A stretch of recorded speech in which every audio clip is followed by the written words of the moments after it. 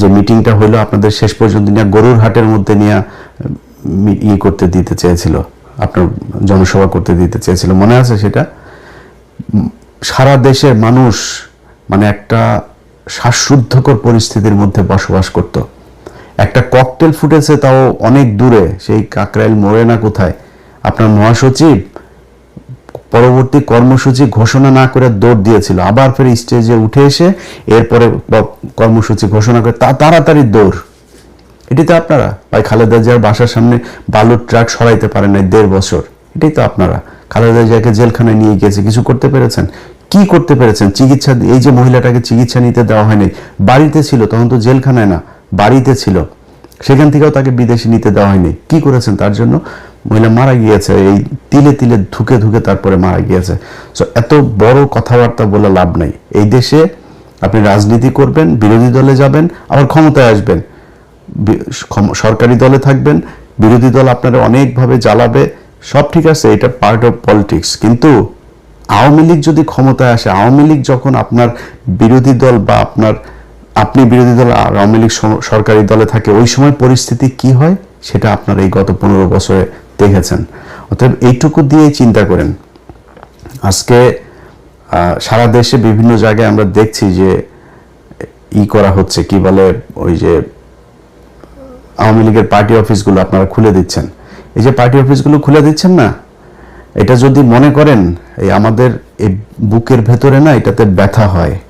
এই যখন দেখি যে আওয়ামী লীগের পার্টি অফিস, আজকে সকালে আমি যখন এই ভিডিও রেকর্ড করছি তখন বাংলাদেশ সময় সকালবেলা দেখলাম যে মাদারীপুরের ওইদিকের কোন এক এমপি সহ, এক নারী এমপি সহ আরো 3 জনের জামিন হয়েছে। কোন গ্রাউন্ডে জামিন হলো, কিভাবে জামিন হলো? এগুলো যদি মনে করেন যে আওয়ামী লীগ আপনার জন্য বেটার অপোজিশন, এই 17 বছরের শিক্ষা না হইলে তো আর কিছু বলার নাই।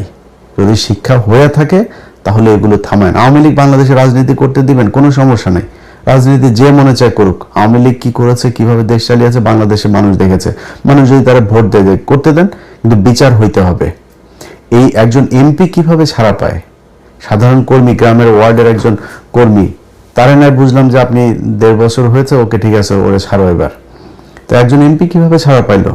শেখ হাসিনার পরিবার রাজনীতি করতে পারবে যদি চায়, এগুলো আপনারা যখন বলেন তখন খুব কষ্ট হয়। যেই কারণেই নির্বাচনের আগে এসে আমাদের এই পক্ষ সরাসরি নেওয়ার কোনো সুযোগ ছিল না। আজকে যারা এই প্রশ্ন করেন যে ভাই কেন দাঁড়িপাল্লার পক্ষে গেলেন, তারা গতকাল যখন কিনা শপথ নিল ওই সময় কিছুটা টের পেয়েছেন যে কেন আমরা জামাত ইসলামের পক্ষে গিয়েছিলাম। তারা প্রথম দিনেই এই শহীদের এতগুলো রক্তের সাথে তারা বেইমানি করেছে। এই গাদ্দারি আল্লাহ সহ্য করবে না। আপনি আজকে প্রধানমন্ত্রী হয়েছেন, মায়ের জানাজায় অংশ নিতে পেরেছেন, তারপরে শেষ মুহূর্তে পর্যন্ত অন্তত লাশ তো দেখতে পেরেছেন। এটা এই শহীদদের কারণে। এই যে কয়েকদিন আগে মানুষগুলো মারা গেল, এরা জামাত ইসলাম, আওয়ামী লীগ, বিএনপি কোনো রাজনৈতিক দল বুঝতো না। এরা সাধারণ মানুষ, দমন পীড়ন নির্যাতন, দেশের এই খারাপ অবস্থা, এগুলো দেখে তারা আস্তে আস্তে প্রতিবাদী হয়ে উঠেছে। তারপরে রাস্তায় নেমেছে, গুলি খেয়েছে, মারা গিয়েছে, শহীদ হয়েছে। তাদের সাথে গাদ্দারি করলেন জুলাই সনদ বাস্তবায়ন করতে গিয়ে। তো এই জিনিসগুলি যদি না করেন তাহলে আমাদের ভাল লাগবে। আপনারা দেশ চালান, কোনো সমস্যা নেই, আপনাদের কাছ থেকে রুটি খাইতে যাব না। রুটি খাওয়ার লোক বহুত আছে, যারা খাইতে চায় তাদেরকে দেন, কোনো সমস্যা নেই। আমার একটাই পলিসি, সেটা হয়েছে যে ইন্ডিয়া এই দেশে কোনোদিন আর মাতবাড়ি করতে পারবে না। অতএব এই ইন্ডিয়া, আওয়ামী লীগ এখনো পর্যন্ত সেই ইন্ডিয়ার সবচেয়ে পছন্দের দল, এবং আওয়ামী লীগ এই দেশে ক্ষমতায় আসলে আবারও ইন্ডিয়া সে আগের মতোই করবে। সো তাদেরকে আসতে দিয়ে না, আপনাদের পায়ে ধরে অনুরোধ করলাম, আর কিছু না। তো যেটা বলছিলাম যে জামাতের আমির উনি এই কথাটা বলেছেন যে আমাদের যদি নাকি ওই সময় ইলিয়াস, আমরা যদি নাকি গ্যাঞ্জাম করতাম, তাহলে আমাদের কাছে গোয়েন্দার তথ্য ছিল যে এখানে আওয়ামী লীগ নামবে মাঠে, এবং আওয়ামী লীগের সাথে বিএনপির কিছু লোকজন নামবে, নেমে তারা প্রচন্ড বিশৃঙ্খলা করবে, দেশটা একটা গৃহযুদ্ধের দিকে যাবে। আমরা ওই দিকে যেতে চাই নাই, এই জন্য আমরা কোনো কিছু বলি নাই। তো এই যে জামাতের আমিরের মতো একজন মানুষ এতটুকু মানে স্যাক্রিফাইস করেছে, ধরেন আমি জামাত ইসলাম পাশ করলে কি হইতো? হ্যাঁ হয়তো ধরেন মনে করেন যে আমার জন্য বাংলাদেশের রাস্তাটা অনেক ইজি হয়ে যেত। আমি ভাই বাংলাদেশে গিয়ে মন্ত্রীও হইতাম না, এমপিও হইতাম না। এমপি হইলে আমি তো হয়তো জামাতের কাছে চাইলে আমার এমনিতেই দিত, আমি হইতে চাইনি তো ভাই। তো আমি চাইনি এটা, আমি এখনো চাই না, ভবিষ্যতেও চাবো না, এটা আল্লাহ বাঁচায় রাখলে তারপরে দেখবেন। আমার রাস্তা ভাই ওই একটা, আওয়ামী লীগ আর ইন্ডিয়া, এর বাইরে কিচ্ছু নাই। কিন্তু উনি তো প্রধানমন্ত্রী হইতেন, যিনি প্রধানমন্ত্রী হইতেন সেই ব্যক্তি মানে এত ঠান্ডা মাথায় আমার সাথে বলতে পারেন যে ইলিয়াস আমরা ওই সময় কিছু করলে দেশের অবস্থাটা খারাপ হইতো।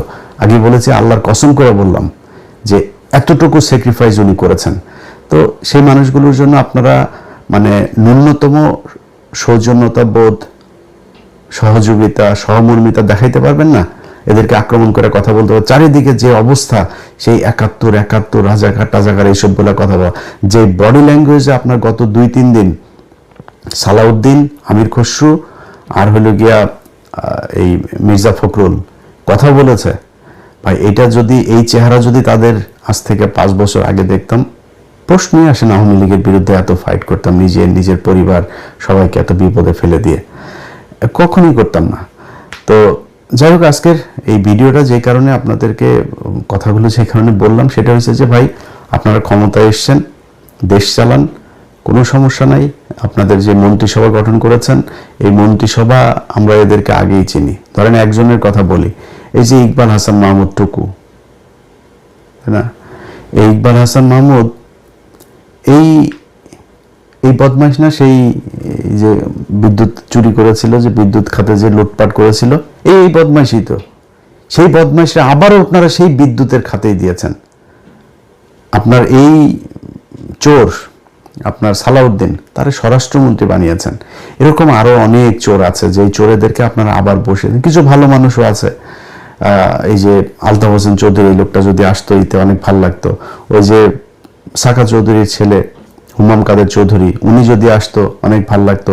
নতুন ইশরাক এসেছে, একটা ভালো পছন্দ। তারপর এরকম আরো অনেকেই ছিল যাদেরকে আপনারা আনতে পারতেন। এটা আমাদের আলোচনার বিষয় না যদিও, কিন্তু এখানে যে চোরগুলোকে এনেছেন, এই চোরগুলো দিয়ে, এই যে মির্জা কি বলে ফখরুল ইসলাম আলমগীর, এই মির্জা ফখরুল ইসলাম আলমগীরের ভাই তো মনে করেন এখন লুটপাট করে মানে অস্থির বানিয়ে দিবে। আপনার হাতে রিজার্ভ আছে কত ভাই? রিজার্ভ কত? ডক্টর ইউনূস তো তেনা তুনা পেঁচায়া, আকুর বিল বাকি, আদানির বিল বাকি, বিশ্বব্যাংকের বাকি, কিস্তি বাকি, IMF এর কিস্তি বাকি, বিভিন্ন বাকিটা কি করে শেষের দিকে এসে আমরা $29 বিলিয়ন রেখে গেলাম। এই $29 বিলিয়ন ভাই, এই রোজার পরই অবস্থাটা দেখেন না, অলরেডি ডলারের দাম ঊর্ধ্বমুখী। আজকে জ্যাকসন-আইটি গিয়েছিলাম, দেখলাম যে আমি গত ৩-৪ দিন আগে জ্যাকসন-আইটি গিয়ে দেখলাম কত যেন আজকে তার চাইতে $1 বেশি। তো ডলারের দাম বেড়ে যাচ্ছে। তারপরে জিনিসপত্রের দাম, এখন এই যে রমজান এসেছে, জিনিসপত্রের দাম বাড়ানো, নানান চ্যালেঞ্জ সরকারের হাতে। তো এই যে জায়গাগুলো, আপনারা এমনিতেই তো ভাই অস্থিরতার মধ্যে থাকবেন, তার উপরে এসে আবার এখন রাজনৈতিক যে বিরোধী দলটা আপনাকে সহযোগিতা করতে যাচ্ছে, সেই বিরোধী দলটাকে আপনি খোঁচায় আবার সেই ৭১-৭২ এসব ৭১-৭২ ট্যাবলেট বাংলাদেশে মানুষ আর খাবে না। আপনার ওই যে ইয়েতে ৩২ নম্বর ভেঙে দেওয়া হয়েছে না, ৩২ নম্বর আবার ওইখানে ওইটার করেন, যেহেতু আওয়ামী লীগের অফিস টফিস খুলে দিচ্ছেন, তো ৩২ নম্বর আবারও মেরামত করেন, আবারও ভাঙা হবে। এটা নিয়ে কোনো ডাউট নাই। এইভাবে আপনারা যদি নাকি আওয়ামী লীগকে রিহ্যাবিলিটেট করতে চান, করতে পারেন, করে যান, দেখেন কতটুকু আওয়ামী লীগ আর আপনারা সব এক হইয়া তারপরেও জামাতের সাথে ৫ বছর পরে লাগতে আইসেন, দেখেন তারপরে জামাতের ভোট কত আছে আর আপনাদের দুইটারে মিলায় ভোট কত আছে। তো যারে জুতা দিয়ে পেটাইলেও যার লজ্জা হয় না, তারে তো আর থাপড়ায় লাভ নাই, তাই না? তো জুতা দিয়ে পেটাইছে আওয়ামী লীগ, তারপরে আওয়ামী লীগই ভালো, আওয়ামী লীগের লোকজনরা আপনাদের এত প্রীতি আওয়ামী লীগের সাথে, তো করেন, সমস্যা কোথায়? আপনারা চালাইতে থাকেন আওয়ামী লীগের নিয়ে, মানুষ এগুলি দেখছে। আপনি যদি মানুষের মাইন্ড রিড করতে না পারেন, তাহলে এই আওয়ামী লীগের যে অবস্থা হয়েছে, আপনাদের অবস্থা ঠিক ওরকমই হবে। আপনারা আওয়ামী লীগ এবং এই ইন্ডিয়ার আজকে এই জুলাই আন্দোলনের একদম মূল এজেন্ডা ছিল হচ্ছে এই দুইটা, যে আওয়ামী লীগ ইন্ডিয়া, এই দুইটার ব্যাপারে মানুষ এত পরিমাণে খেপেছিল, সেই দুইটারই আপনারা বিশাল প্রীতি দেখাইতে যাচ্ছেন। মন্ত্রী পরিষদটা আমি যদি নাকি নাম ধরে বলি, ওনার তো সব প্রভাবশালী লোকজন, তো আর নতুন করে আর বিতর্ক বাড়াই না, বাট আমার কাছে মনে হয়েছে যে একদম ৮-১০ জন একদম ইন্ডিয়ার মানে পয়দা করা মন্ত্রী এখানে বানানো হয়েছে, একদম চিহ্নিত ইন্ডিয়ান রয়্যাল এজেন্ট, তাদেরকে এখানে মন্ত্রী পরিষদে বসানো হয়েছে। সো সেই মানুষগুলিকে নিয়ে আপনারা বাংলাদেশের মানুষের সাথে তামাশা করলেন, জুলাই সনদই করলেন না, করতে থাকেন, সমস্যা নাই। এই পৃথিবী শুধু 5 বছরের জন্য না। আজকে আপনারা যে এই চেয়ারে বসে আছেন, এই চেয়ারে আপনাদের যে বহু প্রতাপশালী শেখ মুজিব ছিল, বহু প্রতাপশালী শেখ হাসিনা ছিল, আজকে তাদের অবস্থা কোথায়? শেখ হাসিনার দিন কাটে এখন, আগে 2-1 বোতল খাইতো, এখন মনে হয় 8-10 বোতল ফেন্সিডিল খায় তার দিন কাটে। কোথায় সে আওয়ামী লীগ? আর আওয়ামী লীগের লোকজনরে বললে তারপরে শেষ করি, ভাই তোদের যদি লজ্জা শরম কিছু থাকতো, তোরা আবার এখন ফেসবুকে করিস। ওই তারেক রহমানের মেয়ের একটা ভিডিও বের হয়েছে, সেই ভিডিও দিয়ে তারপরে এক জায়গায় দেখলাম লিখেছে যে ওদের শেখ পরিবারের মেয়েরা নাকি বিশাল আকারের সম্মানিত, তারা নাকি জীবনে। তোদের শেখ পরিবারের একটার জামাই হইল গিয়া ইহুদি, একটার বউ খ্রিস্টান, একটার যায় আকাম কুকাম করিস ইন্ডিয়াতে, তোদের তো বাংলাদেশে কিছুই নাই। তারেক রহমানের মেয়ে কোন গানে গিয়ে বন্ধু বান্ধবীর সাথে পড়াশোনা করে সেখানে গিয়ে সে ফান করেছে, সেটা তো বহুত ছোট জিনিস। তারেক রহমানের তো আর তার মেয়েরে তো আর ওই লন্ডনে তো আর ফেলে দিয়ে আসে না আরেকজনের সাথে। ওরা এটা নিয়েই করে। ওদের যদি লজ্জা শরম কোনো কিছু যদি থাকতো, ওদের যেভাবে জুতায়া বাংলাদেশের মানুষ পাঠিয়েছে, ওরা এতদিন অন্তত মানে পায়ে ধরে হাতে ধরে মাপ চাইতো যে ঠিক আছে আমরা যা ভুল করেছি আর ভুল করব না। ওরা আবার ঘাট তাড়ামো করে এখনো ভাব মারে ওরা আবার নাকি নাই করে তারপরে পোক্ত হয়ে বাংলাদেশের রাজনীতি শুরু করবে। তোরা আয়, তোদের জন্য তুই মনে করিস না যে এই বিএনপি তোদেরকে সাপোর্ট দিয়ে রাখবার, বাংলাদেশের মানুষ সব মারা গিয়েছে? এত মারা যায়নি তো। এই জামাত শিবির আজকে যে অবস্থানে আছে না, এর চেয়ে আরো ভয়ঙ্কর, খুব ভালনারেবল একটা পজিশনে থেকেও কিন্তু তারা এই দেশে ফাইট করেছে, পালায় যায়নি কেউ, রাজনীতি করেছে এই দেশে। এখন তো তাদের অবস্থা অনেক ভালো, চাইলেই উপায় ফেলা যাবে না, একদম নিষিদ্ধ করে এগুলি করা যাবে না। আওয়ামী লীগই তাদেরকে একদম একদম পরিপূর্ণ করে দিয়ে গিয়েছে।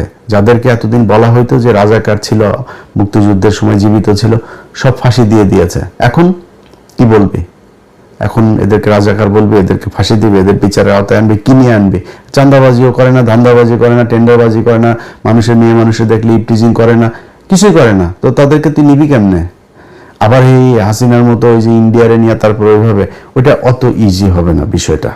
এটা করতে আসলে সেই পরিস্থিতি কি হয় সেটা বাংলাদেশের মানুষ দেখিয়েছে জুলাই মাসে। যদি এরকম পরিস্থিতি আবার আসে, এই দেশের মানুষ আবারও রক্ত দেবে।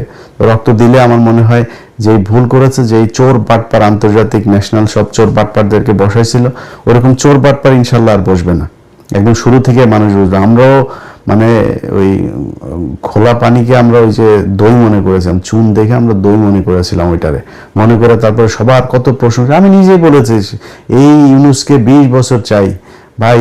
প্রতিটা উপদেশটা চুরি করতে করতে দেশটার একদম ধ্বংস করে দিয়ে গিয়েছে। তো এই ধ্বংসস্তূপ থেকে তারেক রহমান টেনে উঠাবে, এটাই বিশ্বাস। মন্ত্রী পরিষদ নিশ্চয়ই উইদিন 6 মান্থ বা 1 বছরের মধ্যে এটার পরিপূর্ণ একটা হবে। নিশ্চয়ই তারেক রহমান সেই জায়গায় নিয়ে আসবে। আর ভাই আপনারা যারা মন্ত্রী টন্ত্রী এমপি টেমপি আছেন, চুরি করার সুযোগ পাবেন, কিন্তু দেশের একদম ওই দেউলিয়া বানায় তারপরে যদি চুরি করতে যান তাহলে কিন্তু সমস্যা হবে। যাই হোক, ভালো থাকেন। আপনাদের কাছে বিচার দিয়ে রাখলাম, যারা বাংলাদেশে বিএনপি করেন ভাই, আপনাদের কেন্দ্রীয় নেতারা সোল হইতে পারে। আপনারা বিশাল বড় দল, আপনাদের এই দলে অনেক মানুষ আছে এবং এই দলের বেশিরভাগ মানুষই ভারত বিরোধী, আওয়ামী লীগ বিরোধী। আমি আজকে কিছুক্ষণ আগে ভিডিওটা করার ফরিদপুরে দেখলাম যে তারা অফিস খুলেছে, আবার ফের বিএনপির লোকজন গিয়ে সেই অফিসে তালা মেরে দিয়ে এসেছে। আপনাদেরকে স্যালুট। যারা তৃণমূলের নেতাকর্মী আছেন ভাই, এই মির্জা ফখরুলদের সমস্যা হয় না। মির্জা ফখরুলের মেয়ে অস্ট্রেলিয়া ছিল, তার ঘর জামাইটা অস্ট্রেলিয়ায় ছিল, টাকা পাঠায়, আওয়ামী লীগই টাকা পাঠাইতো, তারা ভালো থাকে। আপনাদের সালাউদ্দিনের শিলংয়ে নিয়ে ভিআইপি রিসোর্টে নিয়ে রাখে, এদের সমস্যা হয় না, সমস্যা আপনাদের হয়। সো আপনাদের চোখের সামনে যদি আওয়ামী লীগের অফিস খুলবে, তারা রাজনীতি করবে এই দেশে, এটা দেখতে যদি আপনাদের ভাল লাগে তাহলে কোনো সমস্যা নেই। আমরা